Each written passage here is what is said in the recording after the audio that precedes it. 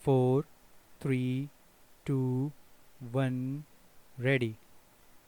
Now, sir, honorable members will recall that the bill was introduced in the House of the People on the 2nd September 1953.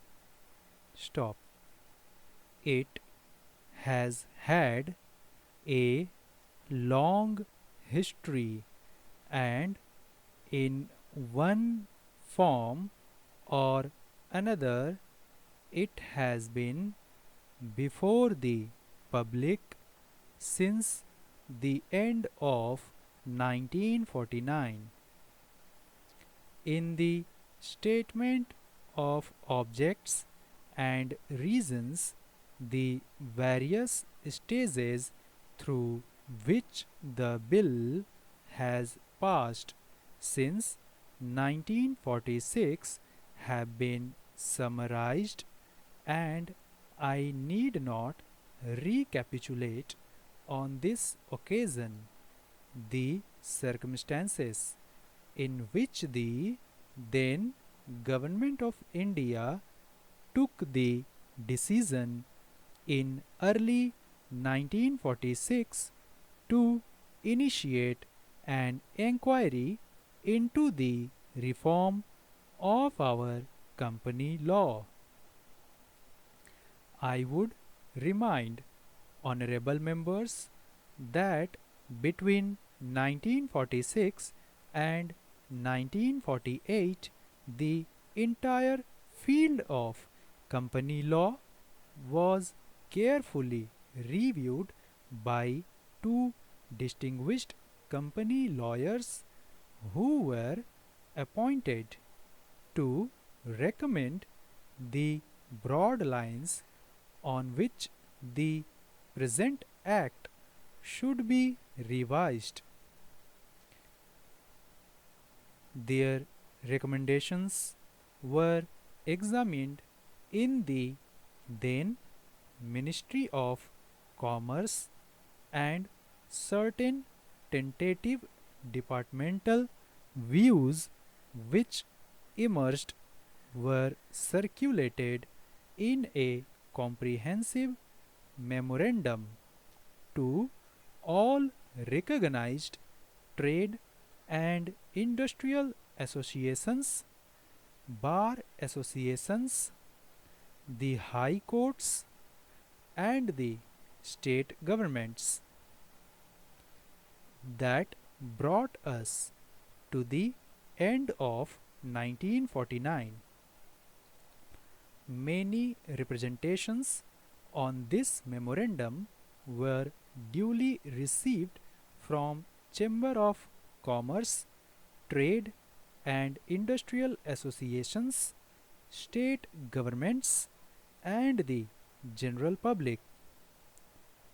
At the end of 1950, the Government of India appointed a committee under the chairmanship of Sri Bhabha to go into the entire question of the revision of the Companies Act with particular reference to its bearing on the development of trade and industry in this country.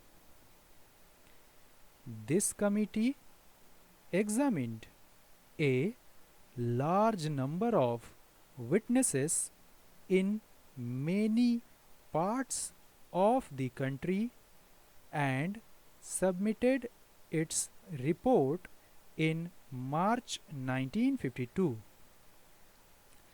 This report again was circulated to all state governments, Chamber of Commerce, trade associations, high courts, and many other bodies.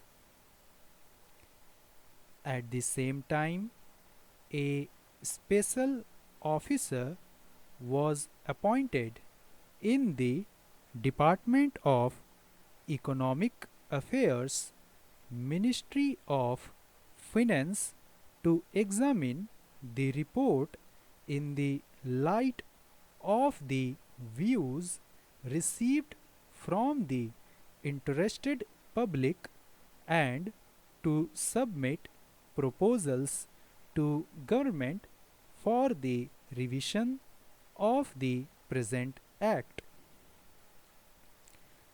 The bill now before the House is based largely on the recommendations of the Company Law Committee, modified in a few particulars.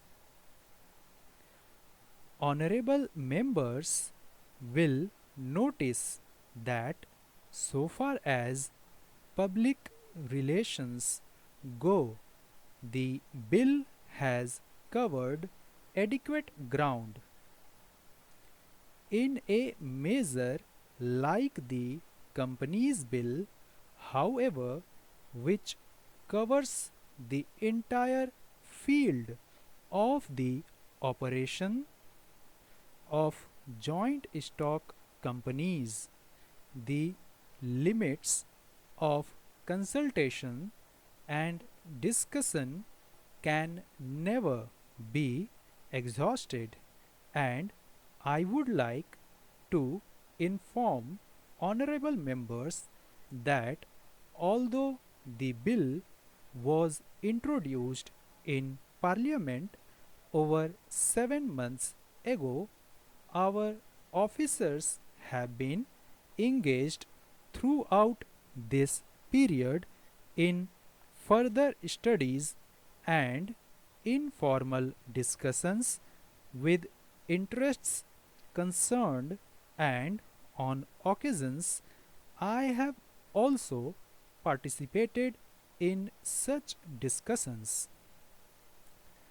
I have also given some further thought to some of the issue arising out of the bill, and I propose at the appropriate stage to bring before the Select Committee any changes in the provisions of the bill which seems to me to be worthy of consideration in the light of this further examination. No honorable members will have noticed that the bill contains 6 clauses and 12 schedules.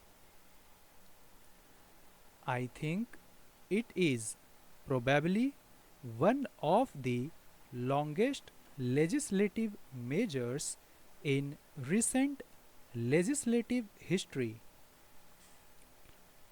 but its size might be regarded as misleading unless I make a few comments. The bill is both, one must remember, a consolidating and amending measure. As mentioned in the statement of objects and reasons, this is the first opportunity which has occurred since 1923 for the consolidation of the Companies Act. Advantage has been taken of this opportunity to redraft several long and complicated sections in the present Act, which have been split up into a large number of clauses. This is the largest single factor accountable for the increase in the number of clauses in the bill. New clauses embodying substantial changes in the present law would hardly constitute more than a small fraction of the bill. I would also draw attention to the structural changes in the bill to which a reference has been made in the statement of objects and reasons.